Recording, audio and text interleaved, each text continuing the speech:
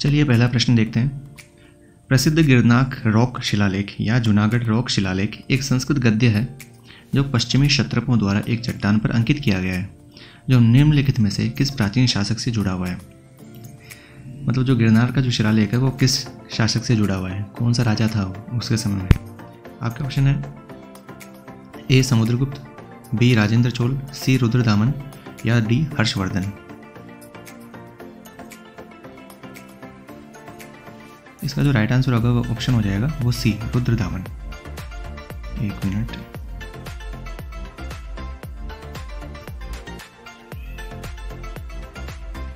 हाँ रुद्रदामन, ठीक है। चलिए अगला प्रश्न देखते हैं। निम्नलिखित में से किस बौद्ध लेखक ने कनिष्क के दरबार की शोभा बढ़ाई थी। आपके ऑप्शन है ए में नागार्जुन, अश्वघोष और वसुमित्र। ऑप्शन बी है कंबन, कालिदास या कनदासन। ऑप्शन सी है अश्वघोष, कालिदास या लंगो आदिगल। या ऑप्शन डी तिरुवल्लुर, कंबन या सत्तनार।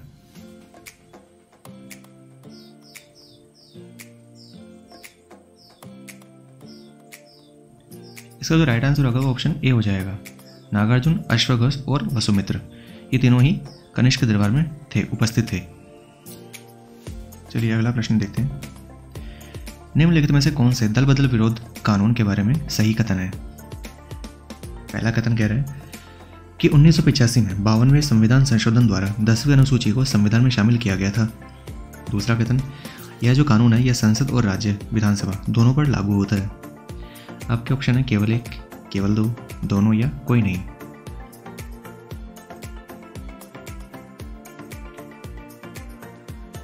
इसका राइट आंसर हो जाएगा ऑप्शन सी, दोनों ही कथन सही है अपने आप में। नेक्स्ट प्रश्न देखते हैं। अगला प्रश्न, भारत में विस्तारित उत्पादक उत्तरदायित्व EPR जिस कहते हैं वो किसमें एक महत्वपूर्ण विशेषता के रूप में पेश किया गया था। मतलब EPR को कौन से एक्ट में लाया गया था। आपके ऑप्शन है जैव चिकित्सा अपशिष्ट प्रबंधन और हैंडलिंग नियम 1998। ऑप्शन बी पुनर्नवीनीकरण, प्लास्टिक विनिर्माण और उपयोग नियम 1999। ऑप्शन सी ई वेस्ट जो रूल्स आए थे 2011 में। या ऑप्शन डी खाद्य सुरक्षा और मानक विनियम 2011।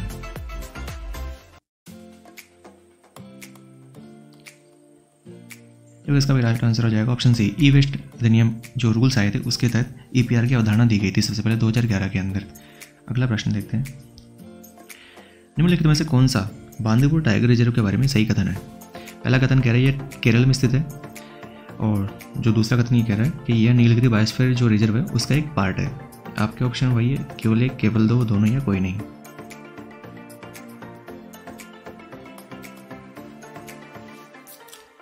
तो इसका जो राइट आंसर हो जाएगा वो ऑप्शन बी हो जाएगा, क्योंकि पहला कथन क्या है गलत है अपने आप में, ये केरल में स्थित नहीं है।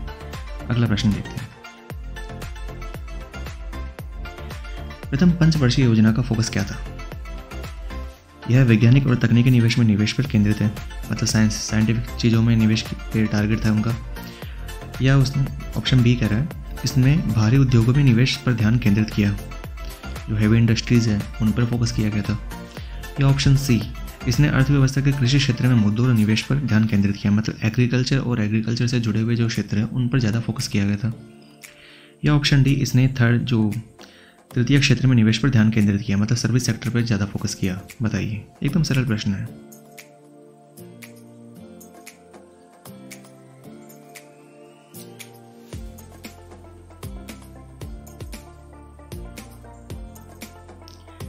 इसका जो राइट आंसर हो जाएगा ऑप्शन सी हो जाएगा, क्योंकि एग्रीकल्चर पर फोकस किया था ना पहली पंचवर्षीय योजना में। दूसरी पंचवर्षीय योजना में भारी उद्योगों पर टारगेट किया गया था। और जो इससे जो पहला प्रश्न था, हाँ जो केरल में, यह कर्नाटक में स्थित है, इसलिए पहला कथन गलत हो जाएगा, कर्नाटक में। चलिए अगला प्रश्न देखते हैं। भारत में चुनावी प्रक्रिया में आदर्श आचार संहिता लागू होती है। कब लागू होती है, मतलब आचार संहिता कब से लागू होती है भारत में। जो उम्मीदवार होते हैं उनके द्वारा नामांकन भरने का जो पहला दिन होता है उस दिन से। ऑप्शन बी कह रहा है जिस दिन चुनाव आयोग चुनाव की तारीखों की घोषणा करता है उस दिन से लागू होती है। या ऑप्शन सी, उम्मीदवार हैं उनके द्वारा जो नामांकन दाखिल करने का अंतिम दिन होता है उस दिन आचार संहिता लागू होती है। ऑप्शन डी कह रहा है कि पहले चरण के चुनाव के मतदान शुरू होने के 48 घंटे के पहले शुरू होता है। बताइए इनमें से कौन सा आंसर सही है। जो इसका सही आंसर होगा देखो वो है ऑप्शन बी। जिस दिन इलेक्शन कमीशन जो प्रेस कॉन्फ्रेंस करता है उसी दिन से। अगला प्रश्न देखते हैं। निम्नलिखित में से किस प्रकार के न्यायाधीश या न्यायाधीशों को भारत के सर्वोच्च न्यायालय में नियुक्त किया जा सकता है? तदर्थ न्यायाधीश या अतिरिक्त न्यायाधीश, एडहॉक या एडिशनल। अब आपको इनमें से बताना कौन कौन से सही है। केवल एक कथन सही है, या दूसरा सही है, या दोनों ही सही है, या दोनों में से कोई भी सही नहीं है।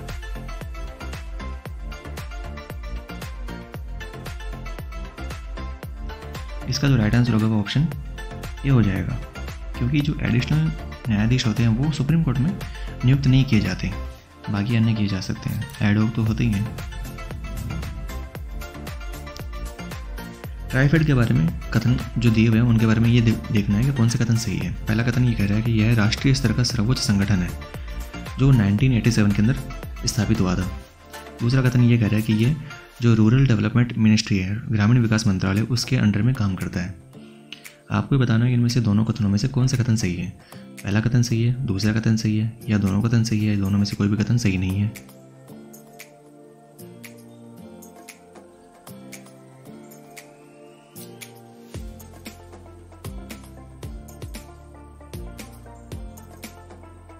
इसका जो राइट आंसर हो जाएगा वो ऑप्शन हो जाएगा ए, क्योंकि ये ग्रामीण विकास जो रूरल डेवलपमेंट मिनिस्ट्री है उसके अंडर में काम नहीं करता है, ये करता है जनजातीय मंत्रालय के अधीन है।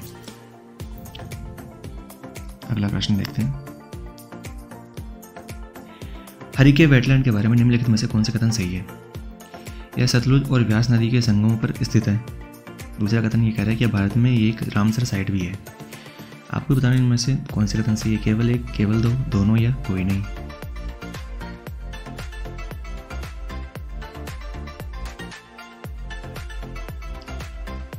इसका जो राइट आंसर होगा ऑप्शन सी हो जाएगा। दोनों कथन ही सही है अपने आप में, क्योंकि सतलुज और व्यास नदियों के संगम पर यह बना हुआ है और एक रामसर साइट भी भारत में है। अगला प्रश्न देखो क्या कह रहा है। शाहजहां का प्रसिद्ध मयूर सिंहासन 1739 में किसके द्वारा छीन लिया गया था? पहला ऑप्शन है अहमद शाह अब्दाली, दूसरा ऑप्शन नादिर शाह, तीसरा चंगेज खान, या चौथा ब्रिटिश ईस्ट इंडिया कंपनी। अब इसमें से देखो, कंपनी ने तो नहीं छीना होगा क्योंकि ये तो हम सभी जानते हैं, और इसका जो राइट आंसर हो जाएगा ऑप्शन बी हो जाएगा। नादिर शाह के आक्रमण के समय में 1738 के अंदर वो आया था और 39 में उसने आक्रमण कर किए थे और उसी समय वो लेके चला गया था। उसके बाद में आया था अहमद शाह अब्दाली। अगला प्रश्न देखिए, प्रश्न नंबर 12। कुतुब मीनार और कुतुबुद्दीन ऐबक के संदर्भ में नीचे दिया गया कोट में से गलत कथन का चयन करना है। इस बार रॉन्ग जो स्टेटमेंट है वो देखना है हमें।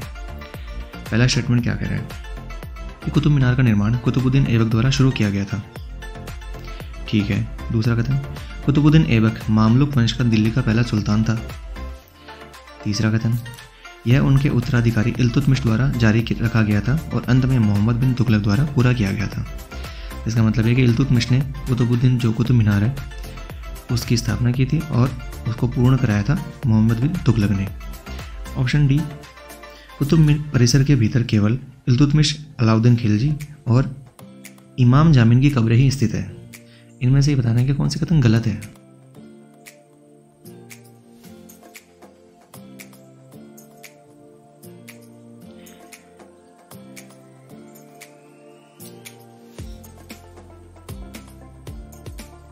इसका जो राइट आंसर होगा वो ऑप्शन सी हो जाएगा।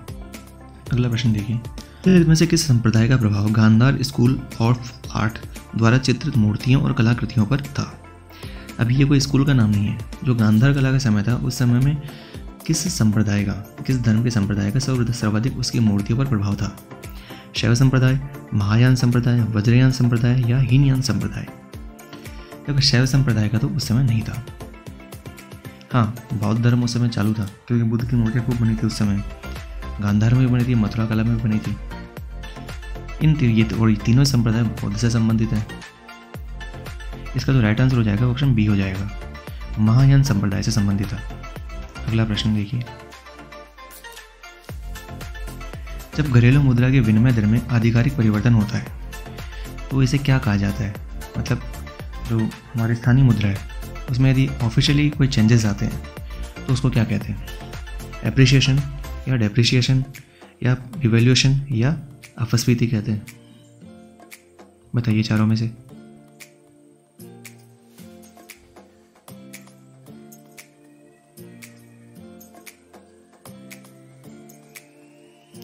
इसको कहते हैं डेप्रिशिएशन। अगला प्रश्न देखिए, प्रश्न नंबर 15। महापुष्करम पर्व का संबंध किससे है? ये पशुधन मेले से संबंधित है, या दूसरा बुद्ध के महापरिनिर्वाण का उत्सव, या ऑप्शन सी नदियों की पूजा करने से संबंधित है, या ऑप्शन डी जो देवी दुर्गा है उसकी घर वापसी का उत्सव मनाया जाता है, मतलब बंगाल वगैरह में कहीं मनाया जाता है। तो बताइए इनमें से कौन सा कथन सही है? देखो इसका जो राइट आंसर होगा वो ऑप्शन हो जाएगा सी, नदियों की पूजा से ये संबंधित है। प्रश्न संख्या 16। अल नीनो के बारे में बताना है। ये पूछ रहा है कि अल नीनो एक मौसम की घटना है जो सतही जल के असामान्य रूप से गर्म होने का वर्णन करती है। अब आपको ये बताना है कि ये जो घटना घटित होती है ये कौन से महासागर में घटित होती है? हिंद महासागर, प्रशांत महासागर, अटलांटिक या आर्कटिक महासागर? सारे प्रश्न एकदम इजी है, एकदम बेसिक लेवल के प्रश्न है। सिंपल आंसर इसका प्रशांत महासागर। अगला प्रश्न देखिए,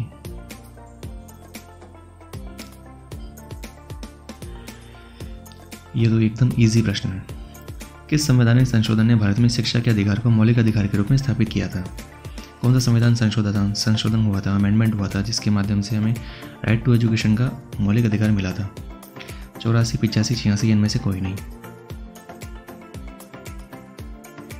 ये तो इसका राइट आंसर हो जाएगा option C, 86 amendment act.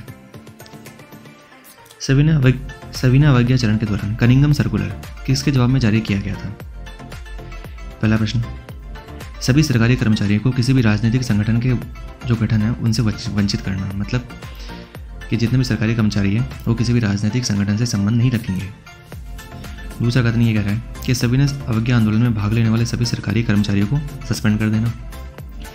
Option C, छात्रों को किसी भी राजनीतिक गतिविधियों में शामिल होने से मना करना, मतलब उनको वंचित करना। या ऑप्शन डी, रेलवे कर्मचारियों को यूनियन बनाने से, संगठन बनाने से रोकना। बताइए इनमें से कौन सा कथन सही है?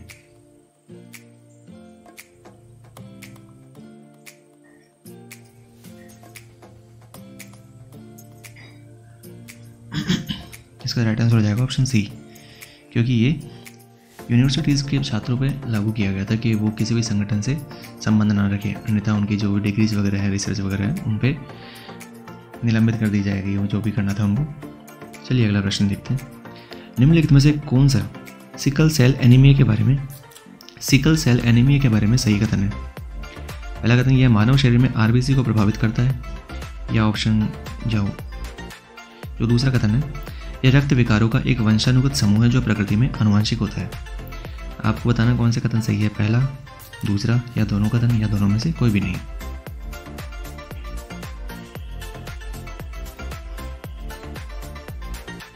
इसका राइट आंसर होगा ऑप्शन सी, दोनों कथन सही है। अगला प्रश्न देखिए, एक राजनीतिक दल अगले नगरपालिका चुनाव के लिए निर्वाचन क्षेत्रों के परिसीमन से संतुष्ट नहीं है। मान लेते हैं ऐसी कोई कंडीशन आ गई, कोई संगठन है या कोई दल है जो परिसीमन हुआ अभी उससे संतुष्ट नहीं है, उसको लगता है कि इसमें कुछ गलत हुआ है, तो उसके पास क्या ऑप्शन है? वो आगे कह रहा है कि राजनीतिक दल सीधे के पास चुनाव याचिका दायर कर सकता है। मतलब कहाँ पर वो अपनी याचिका दायर लगा सकता है, कहाँ पर लगा सकता है? ऑप्शन ए कह रहा है कि कोई भी जिला अदालत जिसमें निर्वाचन क्षेत्र शामिल है। ऑप्शन बी, उस राज्य का हाई कोर्ट। ऑप्शन सी, या भारत का सुप्रीम कोर्ट। या ऑप्शन डी, राज्य विधानमंडल द्वारा प्रदान किए गए किसी भी प्राधिकरण, मतलब जो स्टेट गवर्नमेंट है वो अपनी विधानमंडल द्वारा कोई भी प्राधिकरण या अथॉरिटीज़ वगैरह डिक्लेयर करती है या बनाती है, उसके वहाँ जाकर अपनी याचिका दायर कर सकता है। बताइए।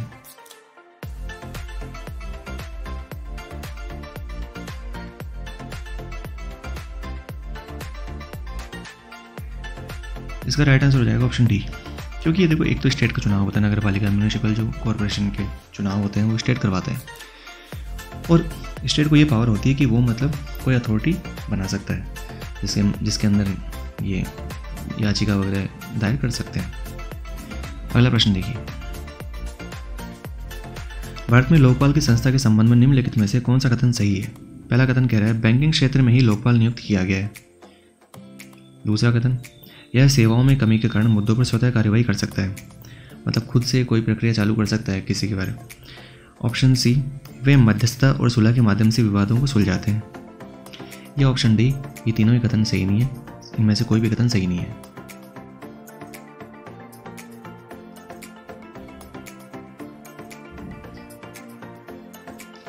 इसका राइट आंसर हो जाएगा ऑप्शन सी। अगला प्रश्न, ऊर्जा दक्षता ब्यूरो BEE के बारे में निम्नलिखित में से कौन सा कथन सही है? पहला कथन, इसे ऊर्जा संरक्षण अधिनियम 2001 के प्रावधान के तहत स्थापित किया गया था। दूसरा कथन, यह पर्यावरण मिनिस्ट्री है, उसके अंडर में एक स्टैचुटरी बॉडी है। आपके ऑप्शन है केवल एक, केवल दो, दोनों कथन, या दोनों में से कोई भी कथन सही नहीं है।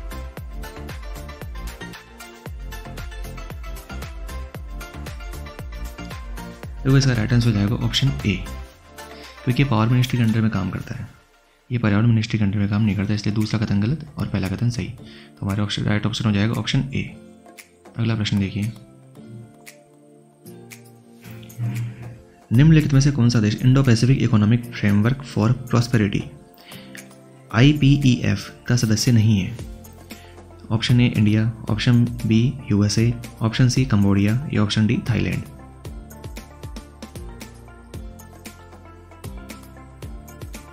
देखो, इंडिया और USA ये तो इंडो पैसिफिक के लिए काम कर ही रहे हैं।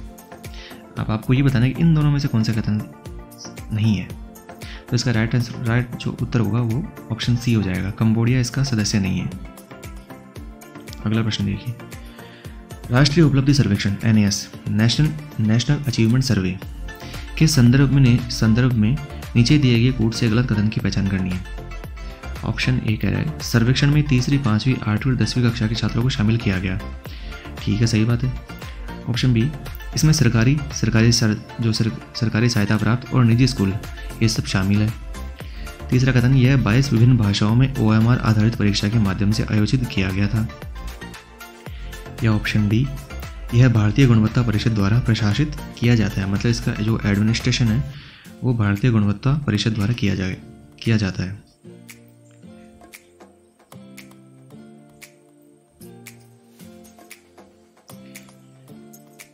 देखिए, पहला कथन सही है, दूसरा कथन भी सही है, क्योंकि ये अभी जो पहले ये तीसरी, पांचवी, आठवीं तक होता था, लेकिन अभी थोड़े दिनों पहले ही इसमें 10वीं क्लास को भी ऐड किया गया है।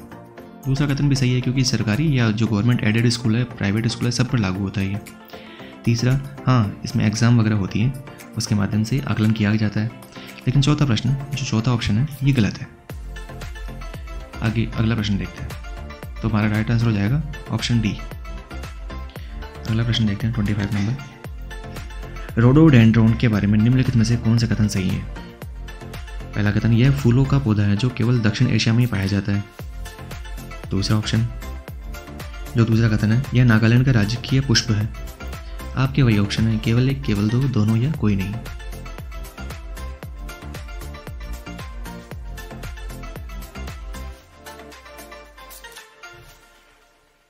तो इसका राइट आंसर होगा ऑप्शन बी। यह नागालैंड का राजकीय पुष्प तो है, लेकिन ये केवल दक्षिण एशिया में नहीं पाया जाता, ये साउथ एशिया में पाया तो जाता है, लेकिन इसके अलावा अमेरिका, दक्षिण अमेरिका, उधर भी ये पाया जाता है। तो इसलिए हमारा पहला कथन गलत हो जाएगा और राइट आंसर हो जाएगा ऑप्शन बी, यह नागालैंड का राजकीय पुष्प है। अगला प्रश्न, सार्वभौमिक टीकाकरण कार्यक्रम UIP के बारे में निम्नलिखित में से कौन सा कथन सही नहीं है? गलत कथन का चयन करना इस बार।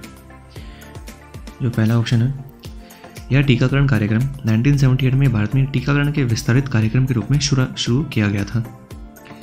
दूसरा कथन, 1985 में कार्यक्रम को सार्वभौमिक टीकाकरण कार्यक्रम UIP के रूप में संशोधित किया गया था, मतलब अमेंड किया गया था इसको। ऑप्शन सी, यह विश्व के सबसे बड़े स्वास्थ्य कार्यक्रमों में से एक है। या ऑप्शन डी, खसरा और जापानी इंसेफ्लाइटिस सार्वभौमिक टीकाकरण कार्यक्रम के तहत शामिल नहीं है। बताइए इनमें से कौन सा कथन सही है?